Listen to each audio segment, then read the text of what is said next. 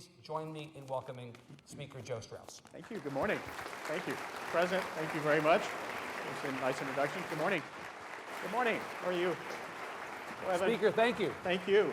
Sir, welcome. Good morning. Thanks for being here. My pleasure, always. So we are 3 weeks from the most interesting election I suspect that any of us have ever seen. Maybe we'll never see one like it again. And it's customary at moments like this, so close to an election, to ask people like you for your thoughts about what we just saw. I'm curious to know what you make of the result. What does it say about our country? What does it say about our state? Well, it was I can say with a lot of confidence, it was an election that I'm sure everyone is glad to have behind us. Sure.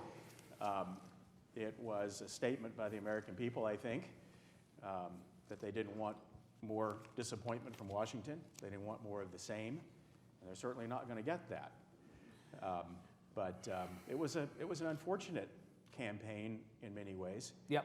On both sides and all sides, and the sour mood of the public, having two pretty unpopular candidates nominated, wasn't great for the country. But there's hope now that the election's over, and fortunately it is. Yep. Now it's time to govern, and that's true for the president-elect and all those in the Congress. It's also true for those of us in the states. He was not your guy, right? We don't want to look back, we want to look forward today, but he was not your guy. Well, my guy was Jeb Bush. Right. And after Jeb dropped out in early March, I guess it was. Yeah. I went back and focused on where I really should be anyway, and that's down ballot at the legislative level, not only in Texas helping protect our Republican incumbents in the Texas House, but also leading a national organization called the Republican Legislative Campaign Committee, which had an outstanding cycle in this volatile year. So I stayed out of the presidential campaign and didn't comment on it. Didn't matter. I'm not very good at picking presidential candidates, as it appears. So I'm not sure anybody was too disappointed that I wasn't with them. But Mr. Speaker, clearly the choice that was made, we had the opportunity to have a legislative session against the backdrop of a Trump presidency or a Clinton presidency. You believed, or maybe I should ask, do you believe that we are better off for the outcome than the alternative? Well, I think the opportunities are enormous. As we've seen since Election Day, the president-elect seems to be somewhat flexible, and as he puts together a cabinet, there's already been a couple of interesting choices. One that should, or very well could, impact our state healthcare situation, with Congressman Price being named yesterday. Right. That's been a real issue when the state and the current administration have been at loggerheads on so many issues. There's a real opportunity, I think. Michael McCall today, Congressman McCall's interviewing for a position, maybe Homeland Security. Meeting with the president-elect today. That would be enormously helpful, I think, for Texas in terms of border security and having somebody who understands Texas and our border. So you think the president-elect should pick McCall? You are for McCall in this case? Well, I don't want to jinx him, but well, your track record is so great. It'd be good right? for Texas, yeah. It'd be good for Texas. Right. So I want to come to the Obamacare or Affordable Care Act question specifically in a second, because, as you say, there is the potential for a different path now with a new president. But more broadly, you talked about the loggerheads. We've been at loggerheads with the federal government. We have sued the federal government, as you know, more than any other state. Is that now going to stop? Are we now going to just stand down on our hostility to Washington and to the federal government? Now that a Republican administration is in, will we stop suing the federal government? Well, I would expect there would be fewer instances where we felt that was necessary. I hope that's the case. And I think... So we're suddenly going to like Washington now? All of a sudden now our position is going to be we're going to embrace Washington? I'm not saying that at all. It's up to Washington to perform. And that's where I was going. So we get so obsessed with the presidency, and when there's a presidential election, it's 2 years of nothing but that. Right. A lot of important races down ballot, and I don't mean very far down ballot. There were a lot of U.S. Senate races this year that surprised people, where Republicans were able to hold on to the U.S. Senate, able to hold on to the United States House, and as I mentioned earlier, an incredibly successful year at the legislative level. So all politics and all government doesn't happen in the executive branch, and it shouldn't. Right. So I'm somewhat optimistic. We'll see how it goes. There's a lot to be proven. Right. But the American people were very angry at Washington, understandably so, year after year after year of inaction. There are no excuses now. Republicans in the White House, Republicans in the U.S. Senate, Republicans in the Congress, and Republicans in the states, in the capitals, in the legislatures, and the governor's offices. Right. We need to perform. We need to focus on You solving guys problems. own that now, right? You own it. We own it. And the Pottery Barn rule's in effect, you broke it, you bought it, right? That's right. No, that's you ask for the responsibility, you got to deliver. Right. So the Affordable Care Act is one of a couple different issues that play out in an interesting way against the backdrop of a Trump administration as opposed to a Clinton administration. You know that the state speaker has the most people without health insurance in the entire country. If there is some sort of a repeal or replace, what are you going to replace it with? I feel like over the last couple of years, Texas has been excellent at telling us what they don't like, but less good at telling us what they do like. So now tell us what you do like, assuming now that you get back that money you've been asking for from Washington, or there's some repeal and replace in place. What's that going to look like for the people of the state of Texas? Well, Texas has been asking for flexibility in the Medicaid program, for instance, and haven't really gotten anywhere with that. Right. There's an opportunity, I think, I hope there needs to be, with whatever happens to Obamacare. My hunch is that it won't be completely dismantled or quickly dismantled, but smartly, piece by piece, can be. But on the Medicaid side, I think maybe flexibility. We've been asking at the state level for block granting, and some flexibility in designing a program that'll work for our people. So I hope we get that opportunity. Do you have I guess that's my question, do you have a program? Let's assume you get that money back. I just keep wondering if you all have a program in a drawer someplace, you've been just waiting to pull it out when you get the money back. Well, I'll tell you what I feel good about is that Congressman Kevin Brady is going to be in a key position to help us. Former member of the Texas House of Representatives. Right, chairman of the Ways and Means Committee of the Congress. Yes, so I think having a more constructive dialogue with Washington can help us as we develop that. But you don't have as it stands, Mr. Well, Speaker, today you don't have a plan right now. Well, we can't yet until the new administration takes place and we see where they're going, what the Congress is willing to do.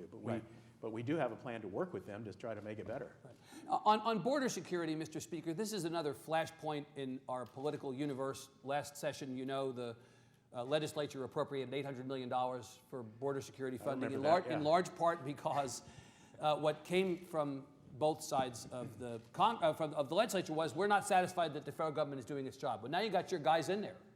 They say they're going to do their jobs. There is open discussion of reducing or possibly zeroing out border security funding in the state budget because now you got your guys in there, they're theoretically going to take care of this.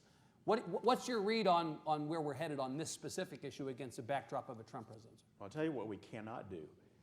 We cannot keep virtually doubling the border security budget to the state of Texas every 2 years, which is pretty much what we've done the last DPS cycles. is already asking for more money in the next budget, That's think, right. than this budget. That's right. It's time to go the other way. It's time for the federal government to assume their responsibility of border security. I'm confident that they certainly get that. I think a lot of the campaigning done by the president-elect was on that issue, and I think that his administration is going to have to perform. So when he builds that wall, we could just zero out border security funding? I don't know that it's related to the wall, but I do think that border security, in whatever form it takes, is going to be a more serious concern of this administration. Right. And anything that can alleviate the Texas budget from a job that we shouldn't be having to do in the first place, I'm strongly supportive. So if we're heading into a tight budget, we'll get to the tightness of the budget in the next 2 years. We can expect reasonably that the amount of money that the legislature appropriates will be less than last time, not more. I would certainly hope so, and I would be supportive of that. Yeah. This election, not only, as you correctly say, was not just about a president. We had elected a lot of people down ballot. You know, in Texas, things don't change very much, and you had a couple of R's became D's in the Texas House. 5, there's one that's still potentially out there, but really you're still going to have a 60% Republican majority in the House. You have a near supermajority in the Senate. I look at this legislature and I think it looks pretty much like the last legislature. At the top level, at the biggest picture level, what's going to be different in this legislature than last legislature after this election? It kind of seems like the same thing.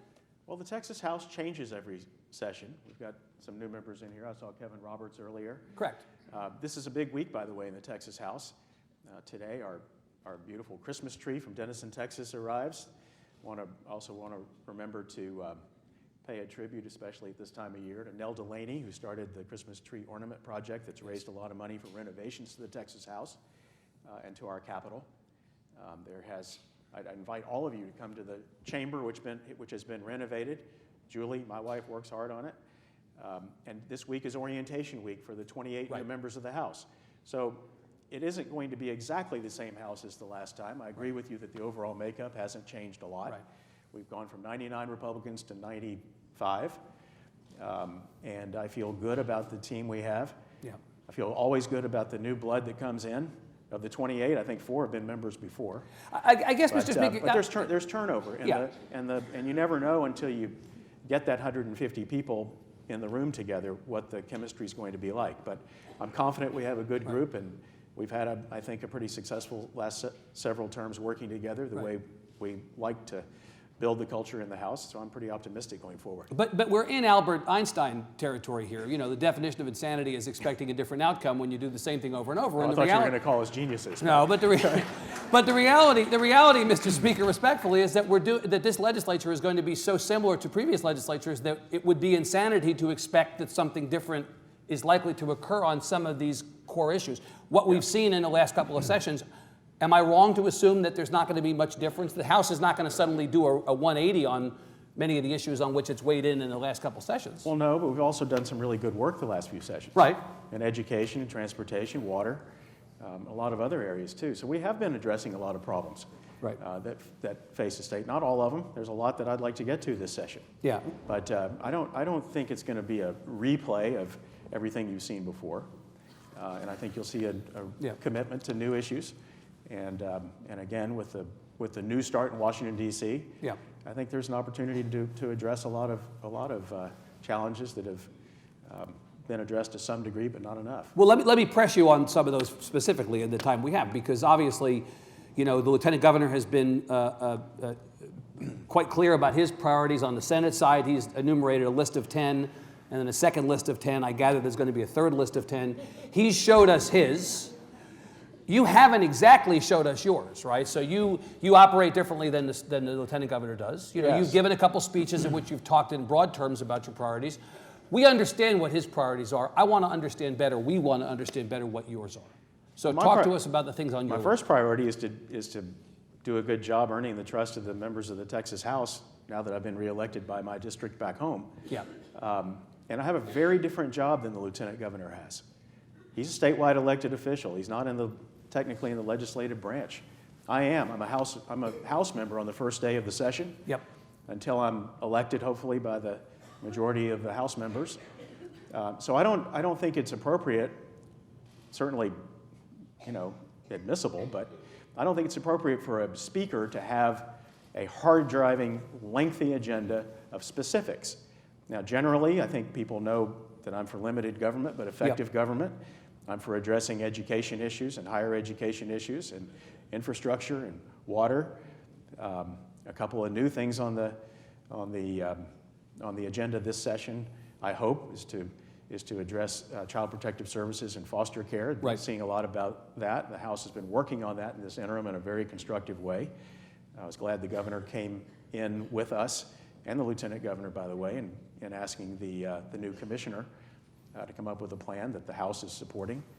And mental health care is an issue that we have addressed with money in the last session, but I don't think we addressed or understood that there's a lot more than money involved in the coordination of mental health care. And that is an agenda item that Price has chaired a select committee that I named during the interim. Has done some outstanding work. I've had 7 or 8 really substantive hearings, and I'm excited about seeing their report. I think that coordinating better across agency lines, listening to those on the front lines in our local communities and law enforcement and healthcare, obviously, and education areas is going to bring more synergies, more efficiencies, and hopefully earlier interventions in what can be acute situations and leading to tragedies. Now, these are the things things you care about. Those are things I care about a lot, and I think all Texans should do. Right. And there are others as well. So I don't have 30 specific bills and have assigned House members to carry them.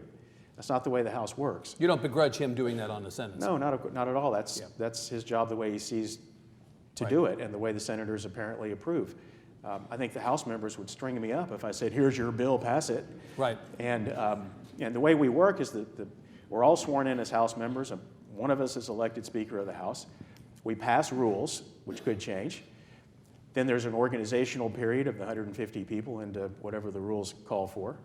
And then we go through a deliberative process of the bill filing and considering those bills in committee, and we work through the work.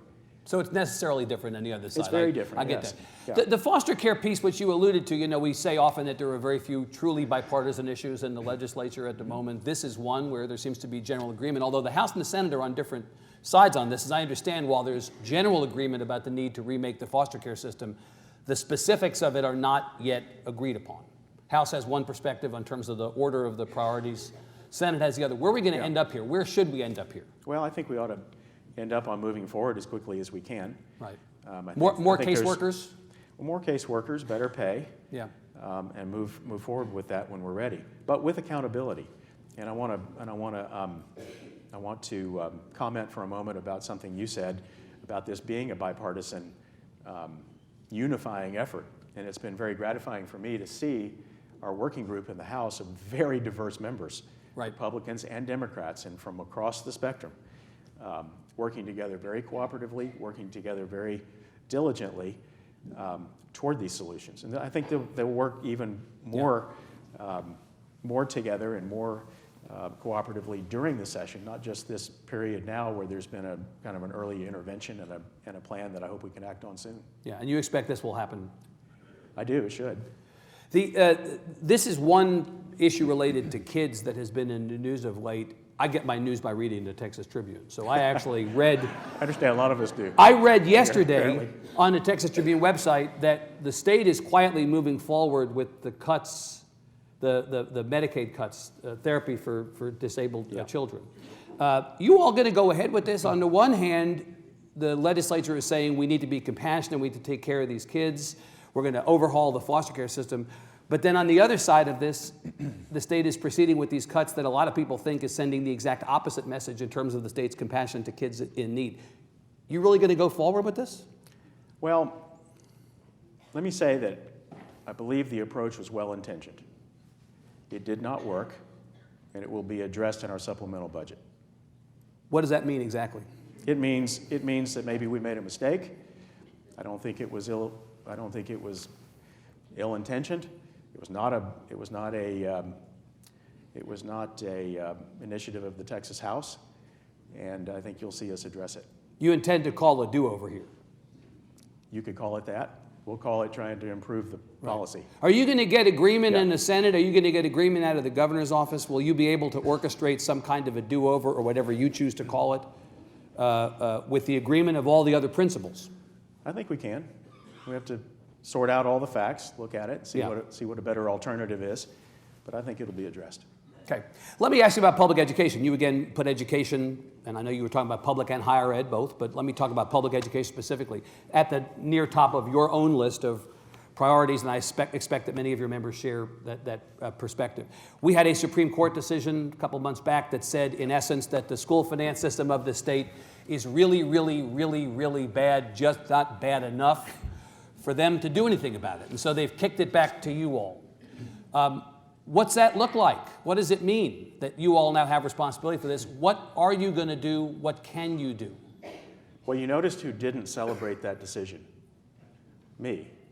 No, you didn't. In fact, you've talked openly about the need to come up with a fix. Yes, and it made the job harder, frankly. Would you have preferred to have a gun to your head institutionally? Well, nobody wants an unconstitutional system, but it would have made it easier politically, which is why I stressed during the interim that we need to address school finance in a serious way.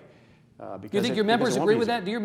Were there members who know that they should have voted to support funding of public education in a different way, but just could not do it politically? Well, they did fund it in a better way last session. Yeah. Maybe not as much better as some of us would have liked. Yeah. But we did make progress. And I think going forward, it's very important for members to be in tune with their own districts. listen to their school districts. One of the issues I've been stressing is the proliferation of Robin Hood, of recapture. You live in a recapture district yourself, right? I live in Represent one of the original ones. Yeah. And we don't love it. But we've been joined by a lot of other districts now that were never intended to be in the recapture system. Look at that vote in Houston the other day. Yep. 75% economically disadvantaged students, and yet they're in a property wealthy district. Dallas, I think, is headed that way. Right. Austin is the biggest in the state, hundreds of millions of dollars in recapture payments. Right. They're not what most people would consider highly wealthy demographically. So there's lots of districts across this state. I think the members need to tune in, and I'm sure they are, to their local districts to listen to the districts and what they're struggling with. If we do nothing, it will become truly a crisis that we'll be responsible for. And that's why I've made it a core priority. Again, no help from the Supreme Court. I'm not competent to judge on constitutional grounds, but on political grounds, they certainly didn't make the job easier. But Mr. Speaker, you talk to members, both parties, but specifically Republican members who are in the majority, and you ask, is there going to be more money for public education? Against the backdrop of a tighter budget this time than last time. Yeah. And as often as not, the answer you hear is no. And the reason you hear no is they're not satisfied that money is the issue, that we can fix what ails our public schools without simply pouring a whole bunch of money. They view it, they don't say these words, I do, but the characterization is, I think, fair. It's throwing good money after bad or bad money after worse. They don't think that we're spending the money that we're giving public ed well now. Well, some people feel that way. You don't feel that way. Others don't. Do you feel that way? No, I don't. But I do feel that money in education should come with accountability. Right. And so I'm not just for throwing money at the problem, but I am for keeping more money that's generated locally in local districts. Right. You have the stomach to orchestrate or to preside over a House that orchestrates a massive school finance fix in this session? Stomach? Yeah. You have the It's an stomach unfair for it? question after Thanksgiving, but Well, you know what I'm saying. There are people who've already suggested that maybe this is too big. I mean, the lieutenant governor seems to have said one thing, and then he's now said, well, I actually didn't say that. But there was the prospect raised, at least in an interview that the Midland paper published, in which he said this may be too big an issue, too complicated an issue to deal with during a session in which we have other complicated issues. Maybe we need to do it outside of a regular session. Well, I do think we need to make progress. I'm not expecting a miracle. Right.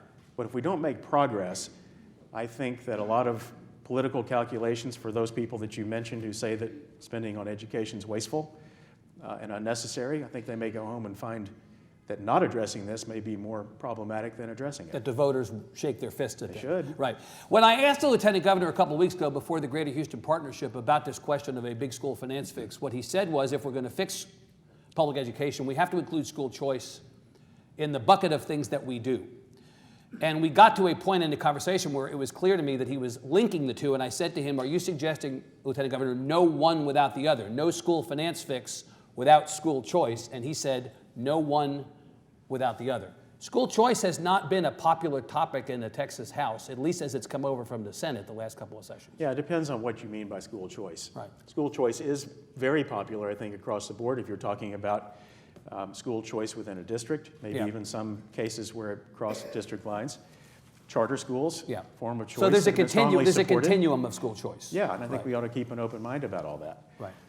But if the focus of the session becomes on vouchers, then there could be some trouble in the House. Historically, the House has not been all that friendly to vouchers. In fact, you couldn't even get a vote on the bill that came over from the Senate last time, if I'm recalling, right? Yeah, the appetite hadn't been there. Could change. Got 28 new members coming in. I did ask for the committee to take a look at all types of school choice this interim. So we'll see where we are. You'll listen. Of course we'll listen. We listen to everything in the House. I don't fear, I don't fear voices that don't agree with me. I think I invite everybody to participate in the House and everybody in Texas to come testify.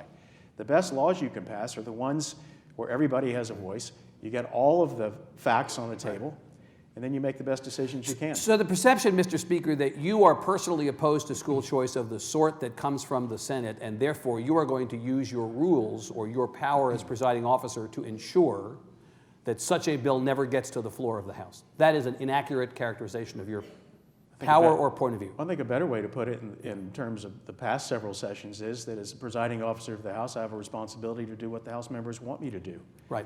And I have had a pretty good finger on the pulse of the members of the House. So things could change, have an open mind.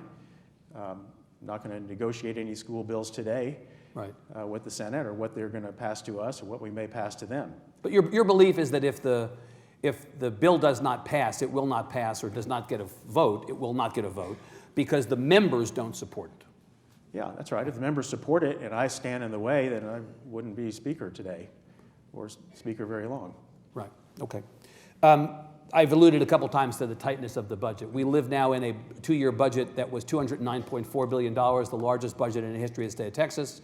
We know that the price of oil is down around the upper 40s.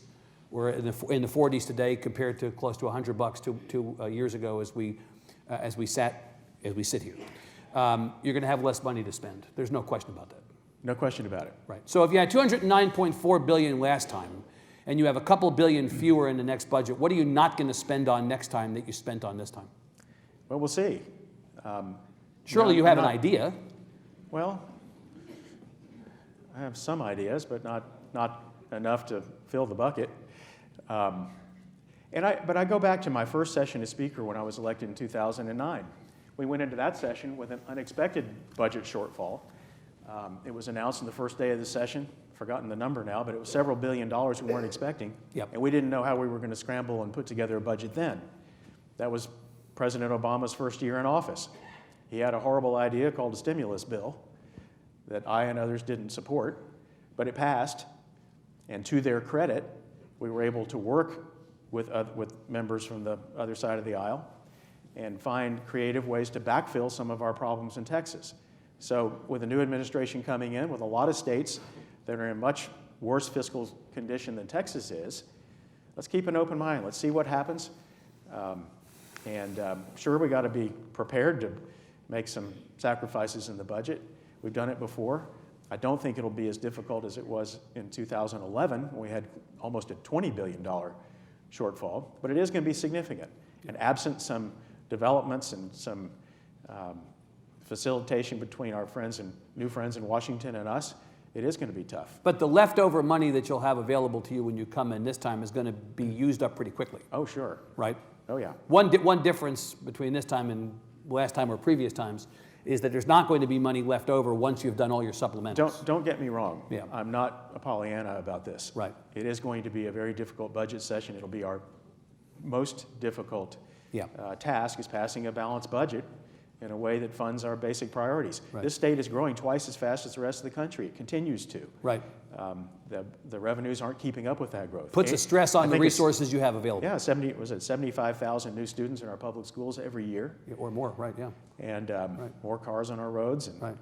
It's a very demanding population as we grow this fast. If revenues aren't keeping up. If you won't tell me what you're not going to spend money on, tell me whether you think you can afford to cut taxes.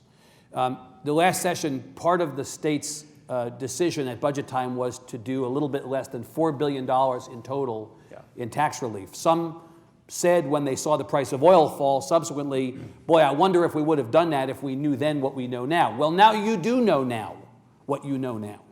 So going into the next session... But we don't know everything now that we should know now. But so going into the next session, knowing what the price of oil is likely to be, knowing you're going to have less money to spend, and knowing that the priorities of this fast-growing state, as you yourself say, are getting more, not less, and more complicated, not less complicated, you have enough money to spend on property tax cuts. You have enough money to spend on business tax cuts. Can you do the next session what you did this last session?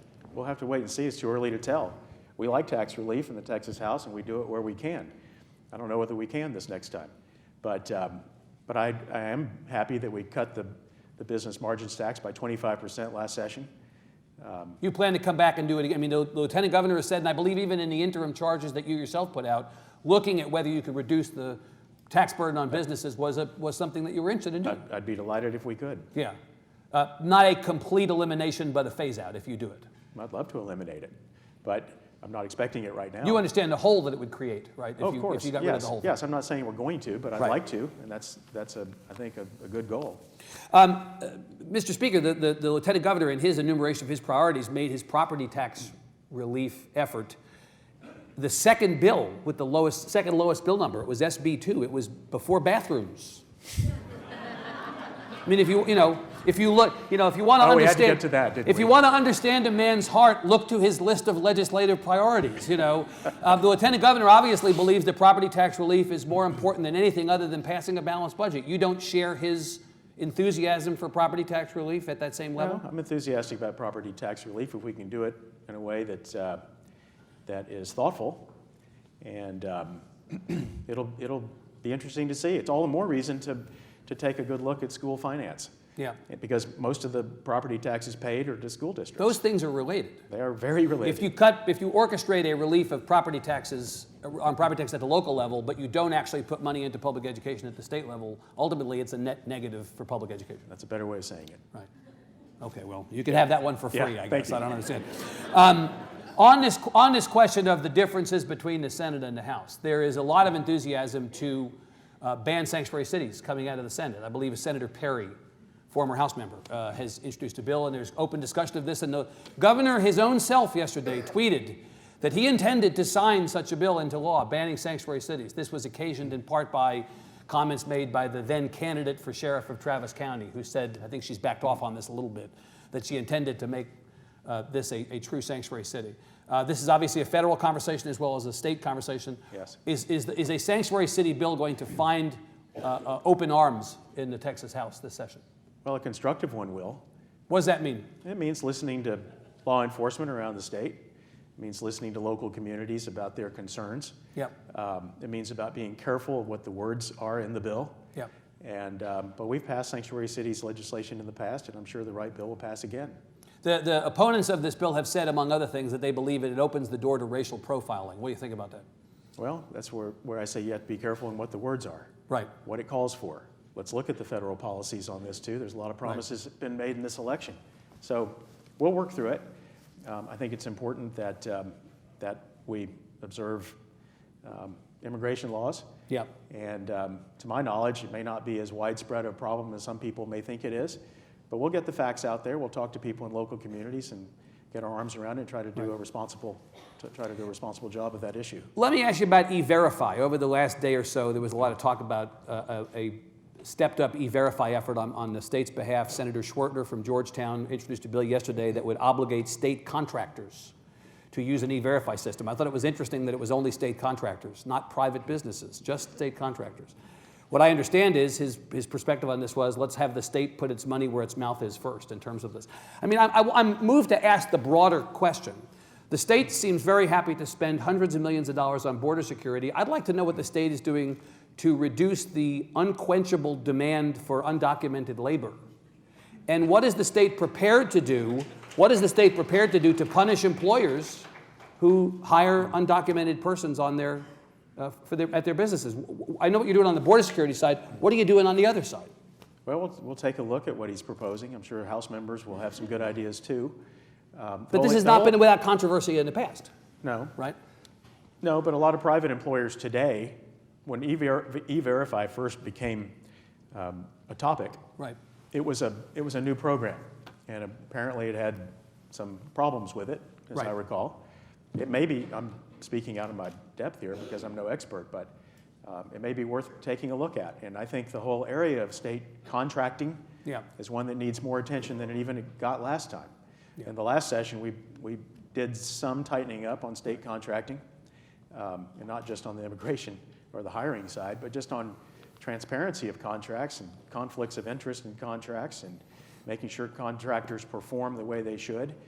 I think we'll get another look. So having nothing really to do, but you mean it in a more broad sense. You don't necessarily mean specifically related to immigration. So many billions of dollars of taxpayer money is spent through contracting that it does deserve a very, very deep focus. So again, just to come back to this joint or related sanctuary cities, E-Verify, that bucket of issues. Again, this is a case where on the street people say, well, the Senate will race to pass this stuff. It'll get over to the House, and it will not find any welcome arms open in the House. You actually, you think that both of those bills have a possible chance of getting a... I'm not ruling any bill out. We don't start for a few weeks, but... And don't forget, the House passes bills, too. Correct. We're just maybe not as quick to form as the Senate is. They get going a lot faster than we do. It's absolutely true that you passed things that went over to the Senate and didn't necessarily get any more of a welcome embrace over there too. Yeah, I mean, you have to realize when members give birth to bills, most of them aren't going to live. Right. That's a sad fact of life. That's why we put new carpet in the House chamber this year.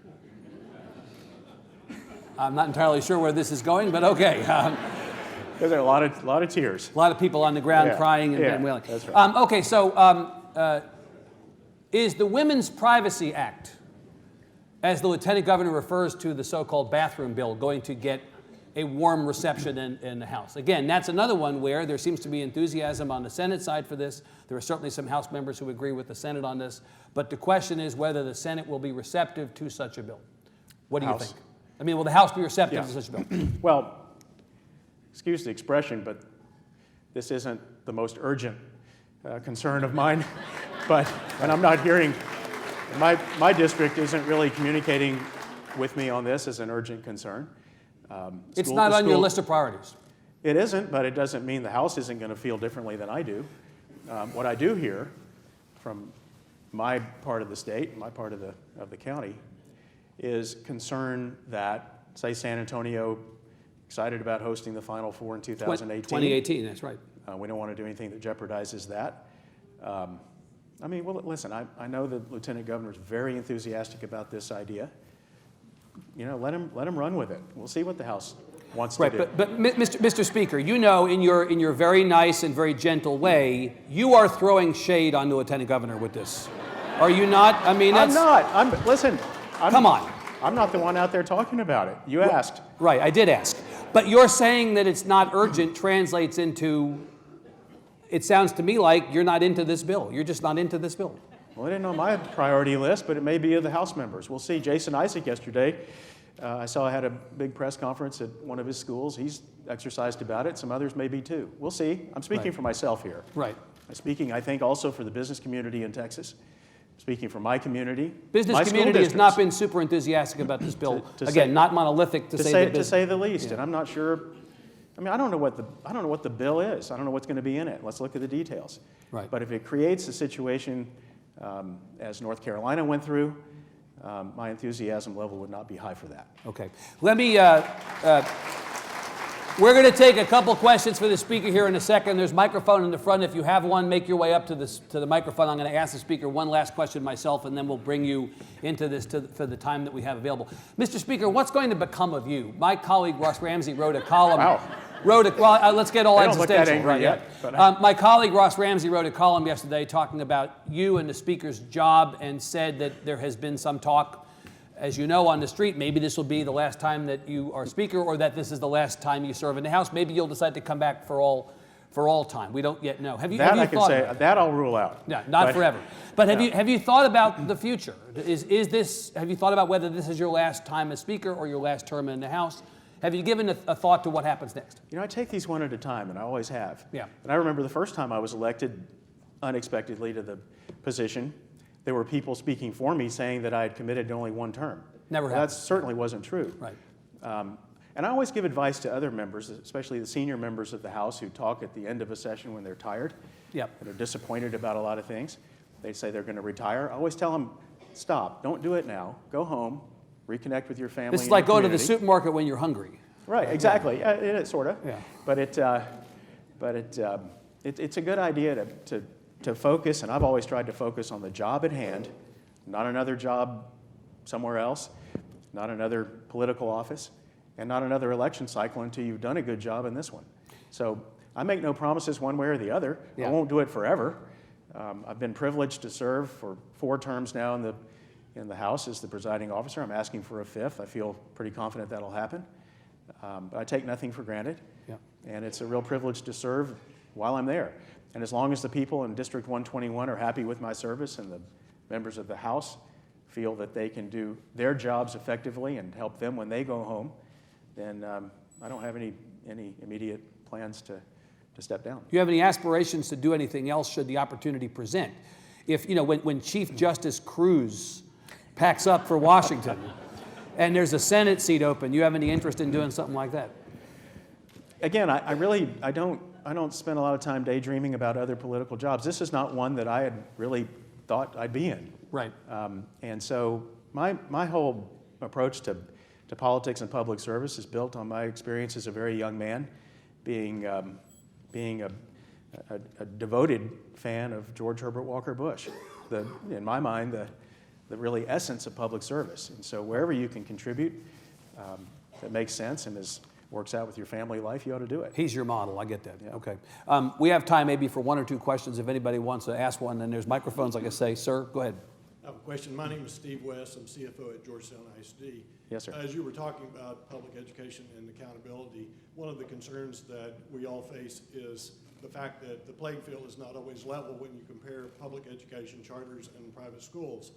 And so we would like to be treated in the public education field similarly in terms of when we're judged by our performances or whatever and accountable. We would like the playing field level so that we're all playing by the same rules. And there's a disparity between the rules right now, and I just would like to leave that thought with you and like to hear your thoughts on Thank you. that That's, subject. that sounds reasonable and difficult to argue with. Yeah, Thank you. Come see us when we take testimony on bills you're interested in. You agree with the premise that there is an unlevel playing field? Well, I'm not going to argue with the man when I don't know the facts of his case, but, Right. but I'm certainly open to hearing more and want to hear more and agree that everyone should be treated fairly at the table and that the playing field should be level. Okay. Other questions for the speaker? Opportunity if you've got one. You want to jump up here? Sir. Myself, I guess. Given the international trade agenda of the president-elect, where do you see international trade for Texas, especially considering the NAFTA partners? Right.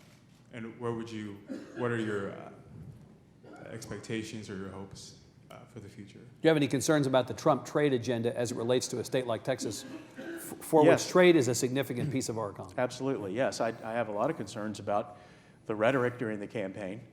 But let's see what he really means. I've seen some flexibility already in what he said after the election than compared to what he said during it. I know how important trade with Mexico is. I know how important trade between Canada, the United States, and Mexico is. I was a young man in the first Bush administration when the NAFTA treaty agreement was being negotiated. I believe in free trade, and I think that the proof will be in the pudding. We'll see what this administration really does. If it's limited to maybe renegotiating certain parts of the trade agreements, I think that's appropriate. If it really is a wholesale ransacking of free trade agreements and becoming insular as a country, impacting Texas, I think, in a very negative way, would be something that Senator Cornyn and our congressional leadership would stand up against. So I'm not expecting the worst, hoping for the best. We ought to keep an eye on it because free trade and our relationship with Mexico is incredibly, incredibly important to Texas. Okay. Ma'am. Yes, ma'am. Sorry, I'm kind of short. I have to put this onto my level. I can see it. You're good. Speak up. My name is Rebecca Hucker, and I'm from Cedar Park. And you mentioned school choice earlier. If the House members express support for education savings accounts and a bill is passed in the Senate and it goes to the House, do you believe that there's a good chance of having that bill be passed? And would you personally support it if there is such an interest in the House to make sure that ESAs are available in Texas, especially for students who are in special ed that could benefit from more school choice options? Question for the people in the back is whether the speaker believes that if an education savings accounts bill came over from the Senate and there was support of members of the House, does he believe that such a bill would pass, and would he personally support such a bill? Well, it would certainly be considered and will be. We'll look at anything that passes over, or obviously that we pass out of the House. But education savings accounts or any kind of taxpayer-funded education for private education needs to come with accountability. And there are a lot of details and a lot of difficult details to work through before I can say, yes, we would, or no, we wouldn't look at something favorably. But we're open-minded. We look at the facts, see what can be negotiated, is good for the education system and good for the young people of the state. We talked about the continuum, Mr. Speaker, on school choice. That, Yeah. you know, you said, well, I'm not really for a voucher program. The reality is that even back from a voucher program, there are still ways in which taxpayer dollars, directly or indirectly, would enable more choices. And you're saying that you're concerned, just to be sure, that if taxpayer dollars are used directly or indirectly, there would have to be adequate accountability for you to be supportive of it. That's correct. Right. Okay. Very good. All right. I would say that about any taxpayer expenditure. On school choice or any other issue. anything, yeah. Right. I'm being told that we're out of time. In order to stay on our schedule today, we're so grateful to the Speaker for coming over and spending time with us and giving us his perspective. Please give him a big hand. Thank you. We will be back to you with our next program in a couple of minutes, and we're going to start on time, so stay close. Thanks very much. Thank you.